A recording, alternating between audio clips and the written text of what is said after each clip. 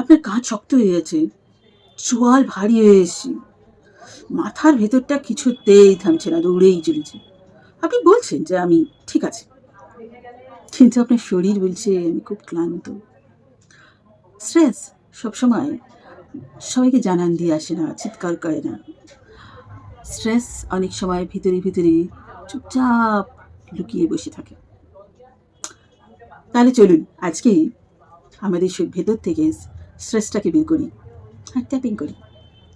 যদিও আমি জানি আমি ভেতরে ভেতরে স্ট্রেস নিয়ে বসে আছি, আমি জানি, আমি বুঝতে পারছি।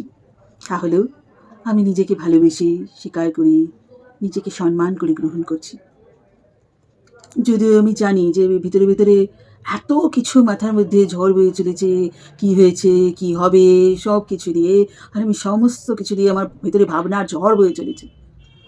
কখনো কখনো আমি নিরাপদ বোধ করি না। সবসময় আমি কিরকম একটা অসম্ভব অস্বস্তিতে থাকি, অসম্ভব একটা দমবন্ধকর পরিস্থিতি আমার ভিতরে থাকে। আর আমার মনে হয় যে কিছুতেই এরকম করে সব কিছুকে, মানে সব কিছু আমার কন্ট্রোল থেকে বেরিয়ে যাচ্ছে। এইটা আমার ভিতরে একটা, মানে এটা নিরাপত্তার অভাব বোধ করছে। আমি নিজেকে বিশ্রাম দিতেও নিরাপদ মনে করি না। কিন্তু আজকে একটু হলেও আমি নিজেকে একটু শান্ত হতে সাহায্য করছি। আমি শান্ত, আমি ধীরে ধীরে নিঃশ্বাস নিয়ে নিজের ভিতরের এই নিরাপত্তা বোধের অভাবটাকে ছেড়ে দিচ্ছি। আমি নিরাপদ, আমি শান্ত।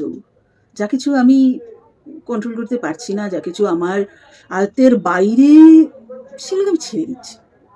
আজ থেকে আমি স্ট্রেসকে নিজের ভিতর থেকে ছেড়ে দিচ্ছি। আমি শান্তিকে নিজের ভিতরে আসতে দিচ্ছি, স্বস্তিকে নিজের ভিতরে আসতে দিচ্ছি। আমার শরীর, মন এবং আত্মা দিয়ে আমি শান্তিকে গ্রহণ করছি।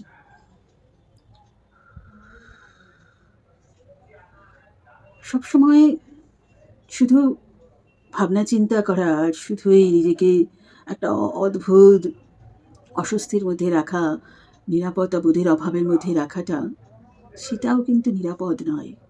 তাই ছেড়ে দিন যেগুলোকে পারবেন না কন্ট্রোল করতে। করে দেখুন না কেমন লাগে। আপনি ঠিক ভালো থাকবেন।